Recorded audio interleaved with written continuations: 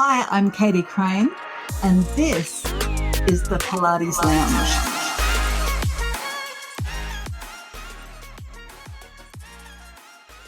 Welcome back, my friends, and welcome to Season 2 of the Pilates Lounge podcast. Who would have thought that we would have survived an entire year of listening to a podcast about Pilates? But here we are again. Thanks so much for joining me. My name's Katie Crane, and I am the Pilates professional. Now, listen up.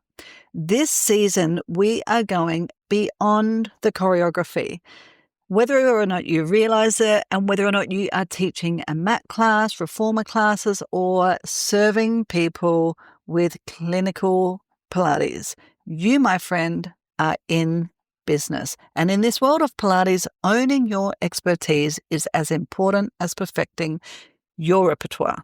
My name's Katie Crane. I am your host, and I've got over 20 years of experience as a Pilates professional, owning a studio, running retreats, running teacher training, and of course, enjoying my time with you online.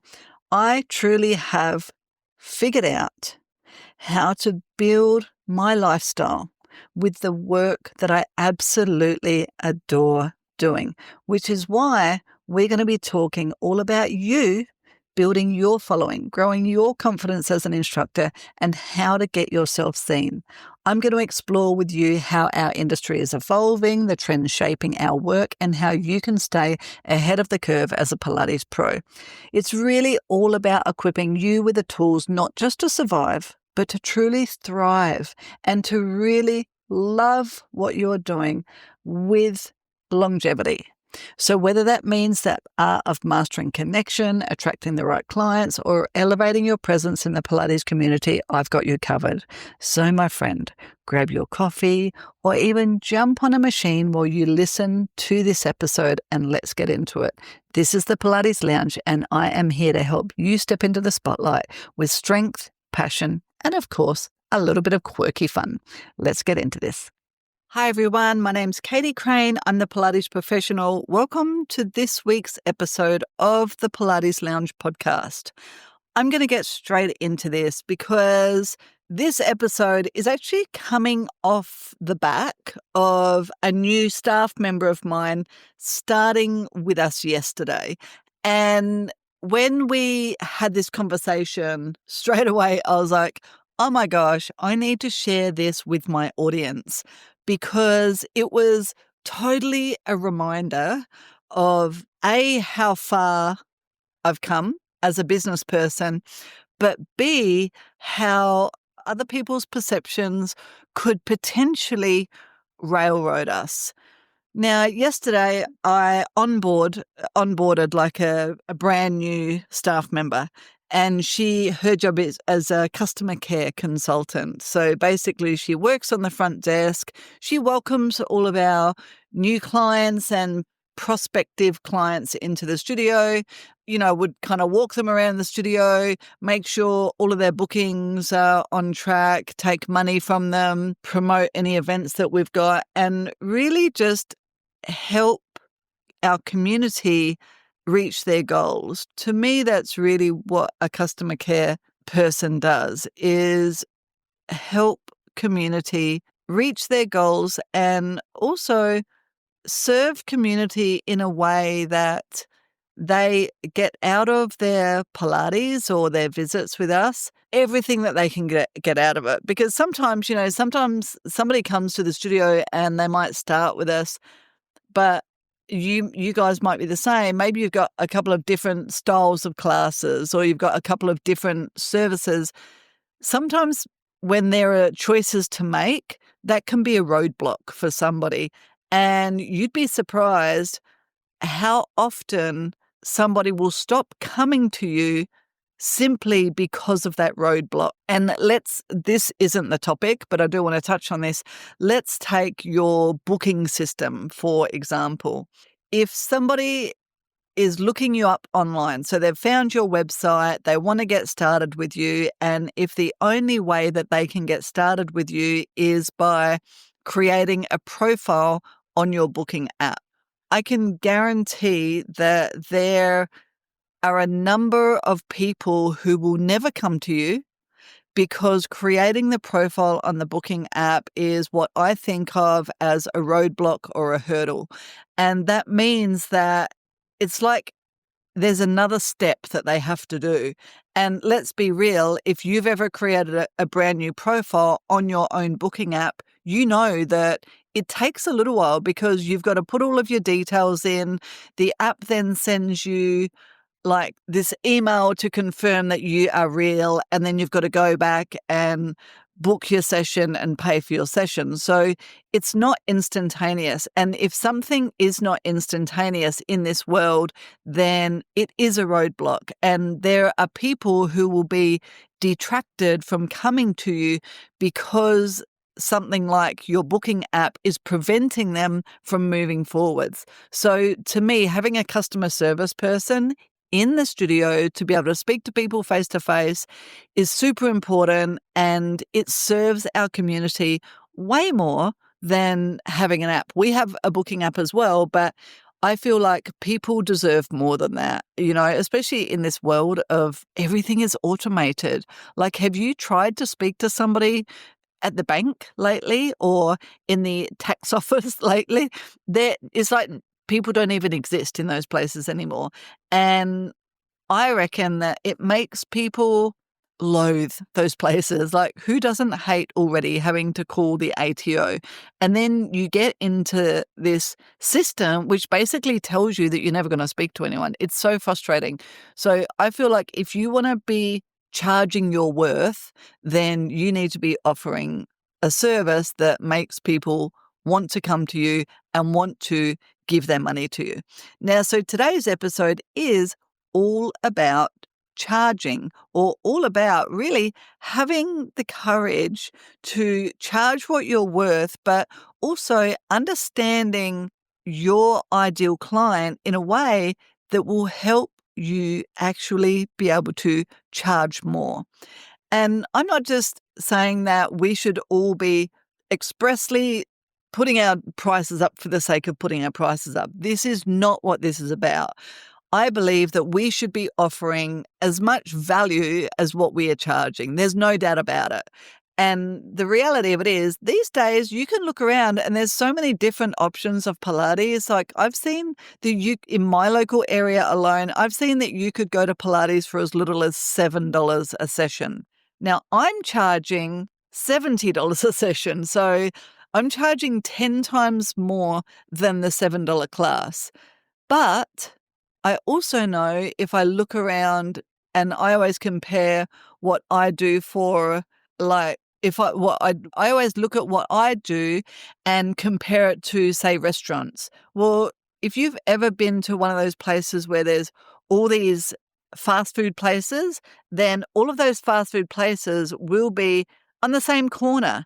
And so I think that it's really important that we understand that there is room for all of us, but also that within that fast food corner, although there's a lot of different fast food places and those places are busy, there's no doubt about it, the people who are going there are probably not the same people who are eating at the Michelin star restaurant or at the fancy restaurant down the street. And the people who are eating at the fancy restaurant down the street, they will often be eating there just as many times as what the person who is getting their fast food is eating. So it's important that we don't fool ourselves and think, oh, well, I only go to that super expensive restaurant on very special occasions. There are people who will go to that super special restaurant as their one option, and they will go there often. So when it comes to charging, the basis of this conversation is really about knowing who your ideal client is, understanding what they expect from you, and recognizing whether or not you are giving them what they perceive to be value, of something that is of value. So this is where this conversation started. Yesterday, my new customer care staff member started, and I spend 3 days as an onboarding process with her so that she can learn everything about the studio, understand our different services, what it is that we're offering our community. Of course, understand the booking system, which takes a while to get your head around. And she was looking at the prices, and I could just tell by her body language that she could not get her head around what we were charging. Now, this particular customer care person, she's come to us after working as an administration person in the school system for the last 7 years. Now, I don't want to be anti anything, but let's be realistic about the school system.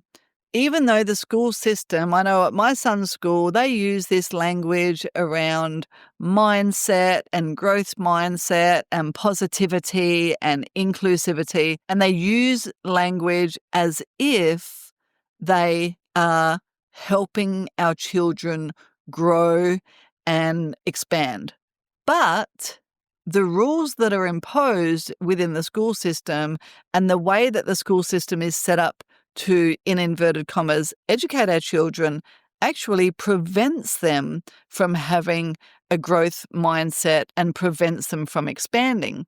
Because in the school, what they're really doing is managing big groups of children. It's sad, but it's true. And that's not to say that there's not amazing teachers out there. I know some amazing teachers. Some of my staff members, some of my instructors are also educators, they're teachers. They are doing a wonderful job, but they work within a system that is completely broken and completely not serving students in a way that is going to help them go out into the world and be expansive. It's really just creating a society that can go and work on a production line, so you go to school for all those years, you leave school, you know how to sit at a desk, do what you're told, copy stuff off of a screen, copy it into your own article and submit that to be graded, whether or not what you've copied is exactly what was on the screen. There is no real free thinking. There's no expansive thinking.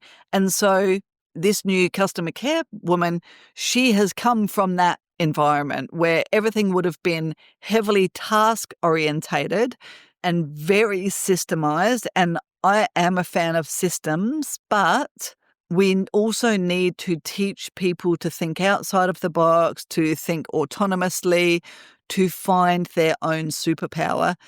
And I can tell by working with this woman that she has not been given that capacity in her last job. So she keeps looking for the systems. She keeps looking for how everything is built and how we do things rather than seeing things from a wider standpoint. And I could just tell by her body language when she looked at the prices, she asked, so when people are coming to these services, how often are they coming? And I said, well, at least once a week. We always say that you need to come twice a week to really reach your goals. So the majority of people are coming twice a week, but some people come once a week and some people might come 3 to 5 times a week, especially when it comes to our fitness Pilates classes. And she's looking at the prices and I can just see that she cannot believe that people, A, are willing to spend what they spend with us to come to Pilates, but B, that there's even people in the world that exist that can afford the prices that we charge. And it reminded me, like I said at the start of the episode, just how far I've come, because I remember having those feelings. I remember thinking to myself, I cannot put my prices up. Like, this is so expensive already, what I'm doing, that I'm never going to find anyone who wants to join me. But then, as I gained more knowledge, as I became more skilled, as I became more confident at what I was doing and who I was, then naturally I just put my prices up because I felt like the price that I was initially offering was then too low for the service that I was offering people. So I did put my prices up. And over the years, I've continued to put my prices up. Some people have left. Many people have stayed. The studio continues to grow. We don't serve everybody, but we serve a very specific group of people and we serve them with excellence. And those people are very, very happy with us and they continue to come. And not only do they continue to come, they recommend us to their friends and their family. They come to multiple services and we have managed to build a following that is happy with the price point that we are offering. But we're not the cheapest people on the block, that's for sure. And as Pilates continues to grow, goodness me, like I said, there's somebody offering Pilates for like $7 a class. Well, to me, I don't want to offer Pilates for $7 a class because I believe that Pilates is worth much more than that. And if I've got to offer Pilates for $7 a class, then I probably need about 20 to 30 people in the class. And if I've got 20 to 30 people in the class, I'm sorry, but I cannot then give that massive group of people the value that I want to give them. So instead, our classes are small and we charge a premium for those small classes, knowing that the people that come are going to benefit so greatly that they're going to continue to come back anyway. And so very quickly, I said to this girl when she's looking at the prices and she was like, what, so people come more than once a week at these prices? And I was like, yeah, well, they need to because they've got goals. And for us to help them reach their goals, they need to come more than once a week.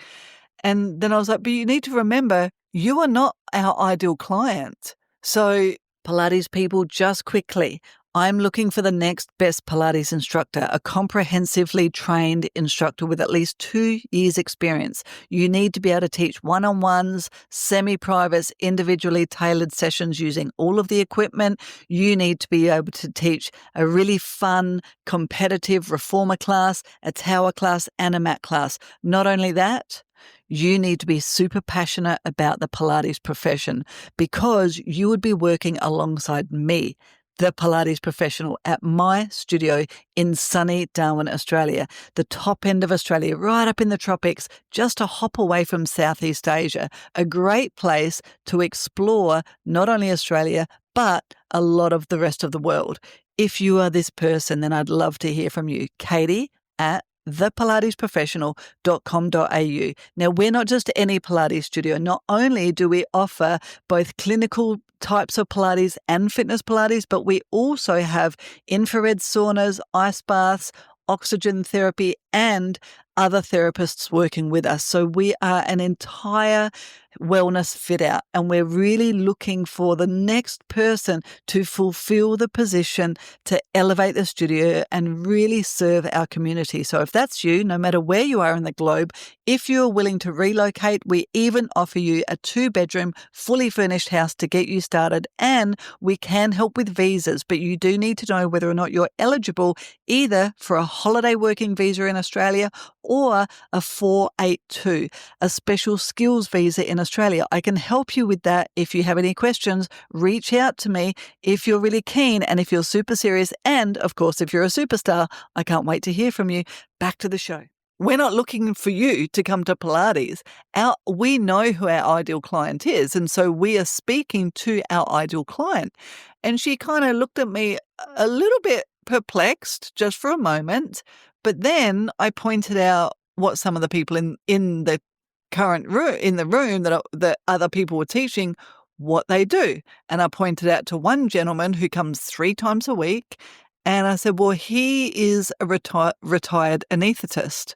He worked as an anaesthetist for 40 years and he owns a lot of property in this city. Oh, okay. And then I point to the next woman and I said, well, she owns 2 businesses in town and has done for the last 25 years.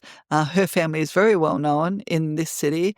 And then I pointed to another lady and said, she owns that apartment block on such and such a street, the one with the massive big outdoor restaurant on the very top of the building. And then this new customer care woman was able to be like, oh, okay, so Well, she came from the school and now she works basically as a receptionist.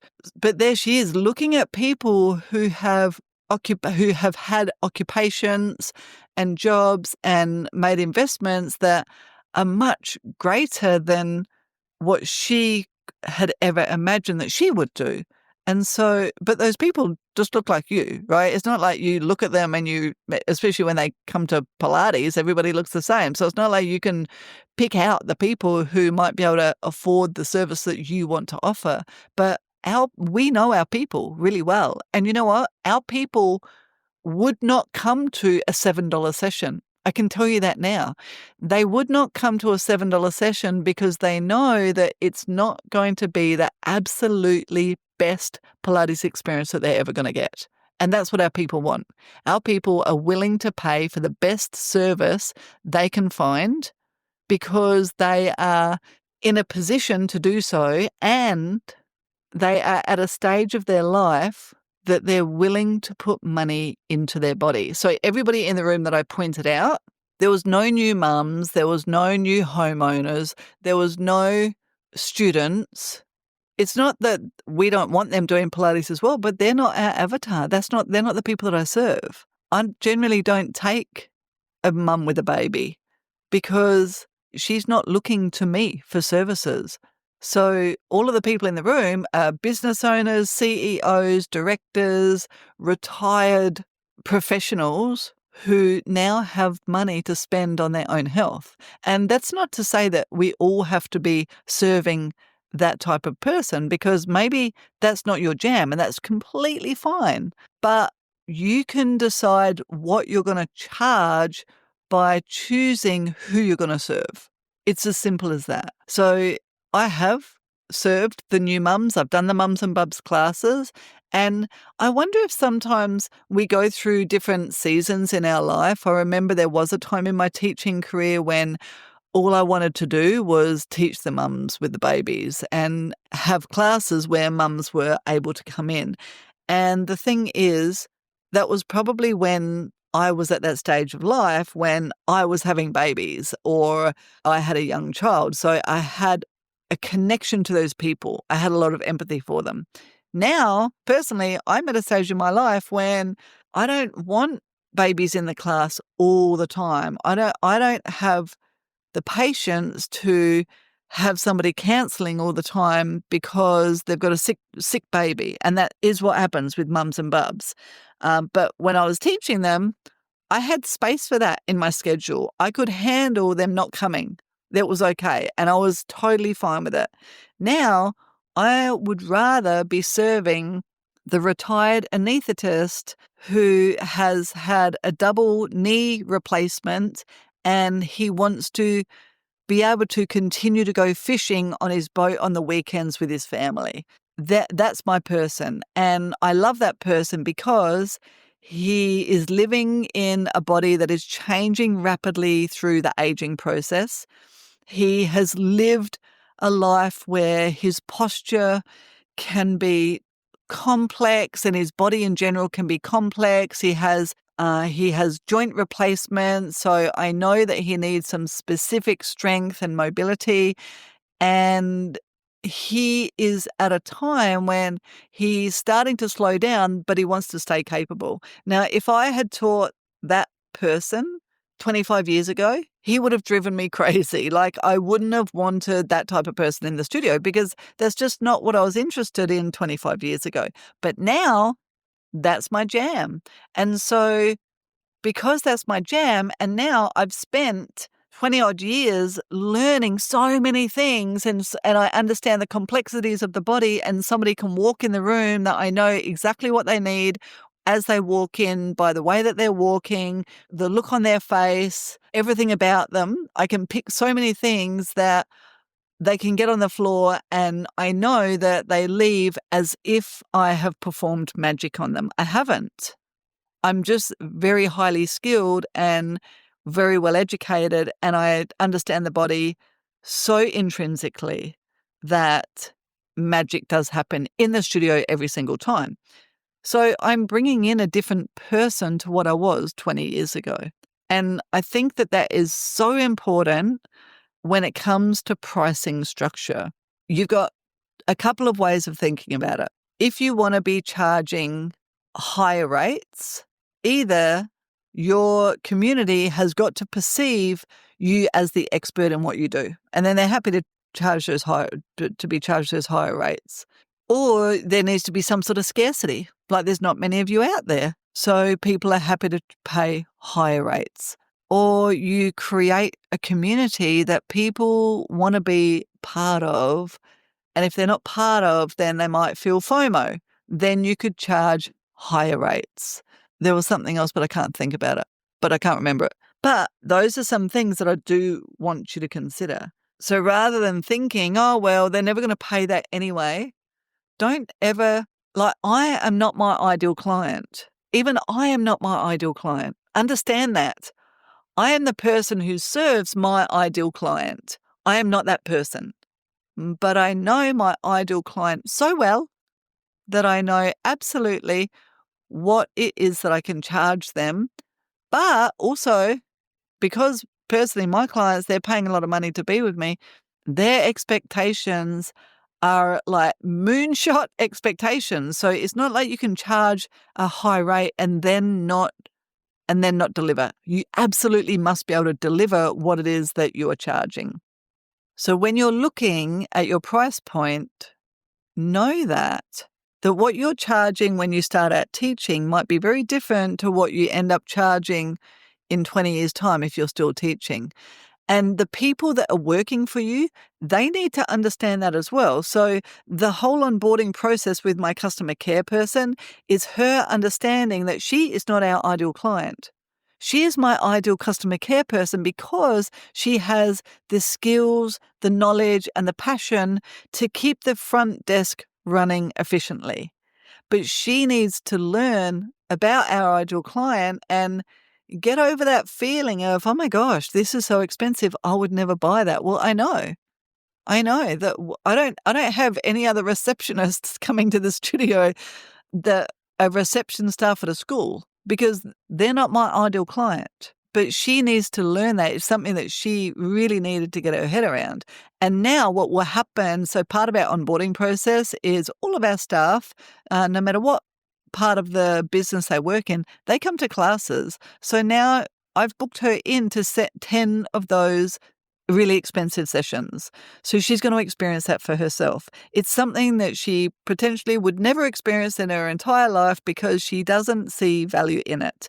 But I can guarantee you, by the time I've given her those 10 sessions, now she realizes, oh my gosh, this is what people are paying for. And now she is able to have that conversation with the potential clients or customers coming into the studio. And also, say if somebody comes in for we call it a discovery session, an assessment. When somebody comes in for that assessment, then straight off the bat, we need to be able to recommend what service they're going to come to next. Now, in our studio, we do have a couple of streams of services. So we have the rehab Pilates or the clinical Pilates, what I think of as Pilates. It's up to 4 people in one session, but each person is receiving their own care, their own program for the day of what they need, compared to, and then we have the fitness, which is mat Pilates and reformer Pilates. Now, those are also 2 quite different avatars or 2 quite different ideal clients. So quite often we do see maybe the new mums or the pregnant women, the new homeowners, the newly married people in those fitness services because they are a little bit cheaper, but we know how we're speaking to them.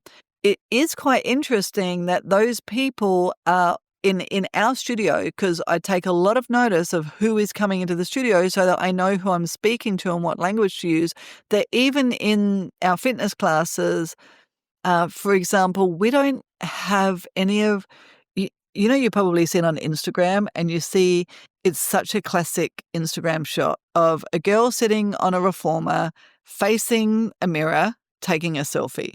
We don't have those people.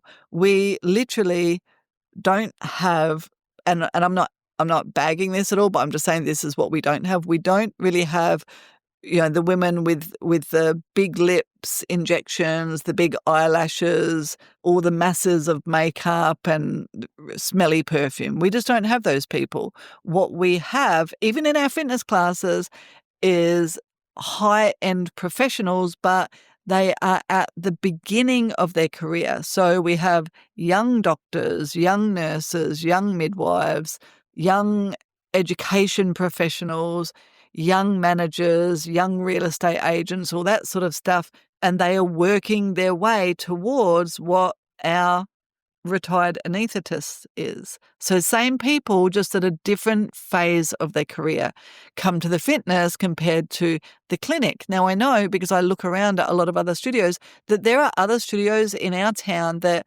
specifically cater to the young kind of semi-professionals, maybe like the young, but somebody who would call themselves an influencer or a brand ambassador, the retail assistants, things like that, travel agents and stuff like that, like the young travel gurus and stuff. There are other studios in our city who cater to them. It's not that those people don't come to us ever, but they are not the people that we're speaking to. And I learned this I'm part of like a marketing mastermind, and we get together a few times of the year, and the marketing mastermind producers or directors, they bring in some great subjects or topics that we discuss over a couple of days. And one of the discussions that we had recently was the analogy that came out of it. Imagine that you're on a boat, and the very front of the boat is like a pointy end, the very front of the boat. And only so many people can stand on that very front of the boat. If you imagine like a fishing boat or even a super yacht, that very front pointy end of the boat, imagine only 3 people of 50 people on the boat could fit right there. Those 3 people are the people that you're talking to all the time. That's where your language goes to. That's where your promotions go to.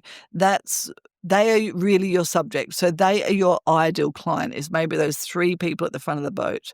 But on the boat, spread out, there's a whole lot of other people as well. And it's almost like that spread, if you look down towards the back of the boat, ends up being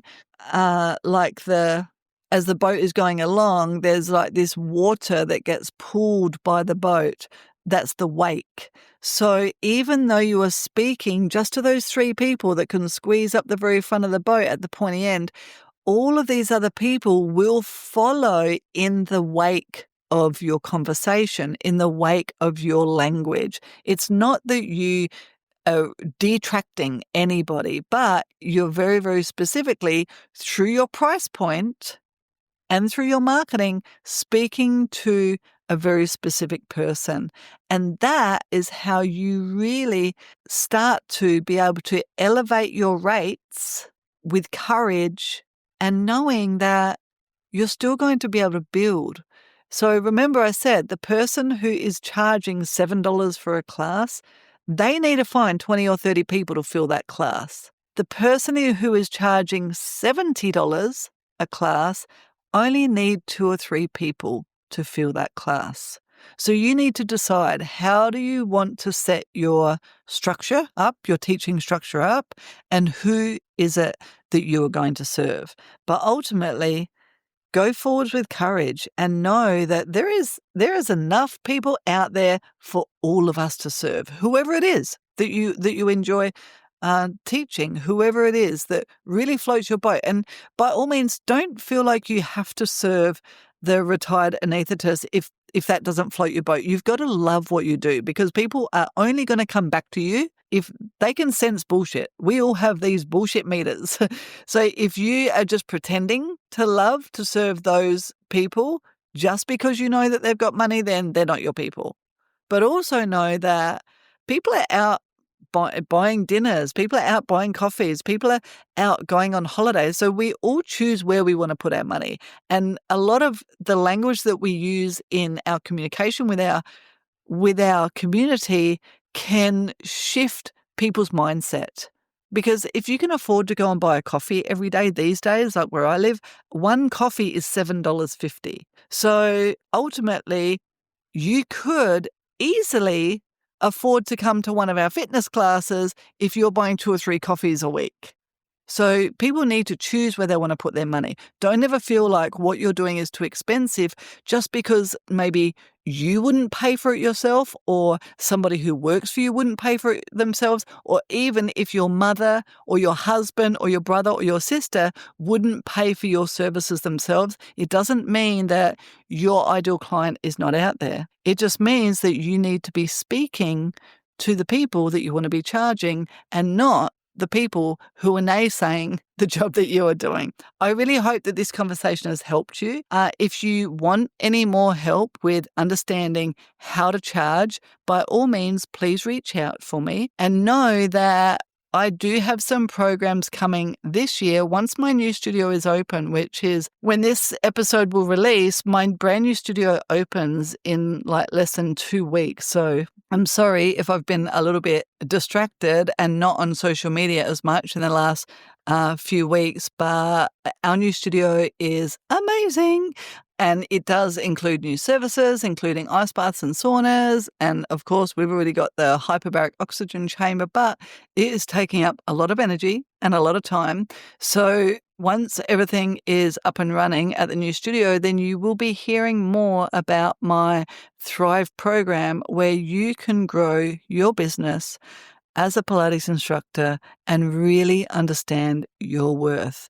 Get out there, keep doing what you love doing, keep serving your community, and know that the world needs you, because the world, my friends, needs Pilates.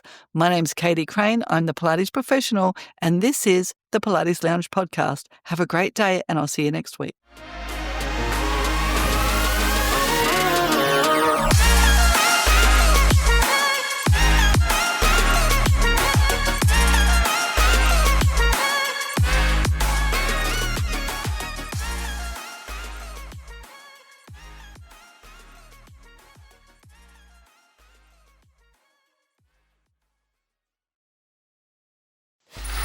Free audio post-production by alphonic.com.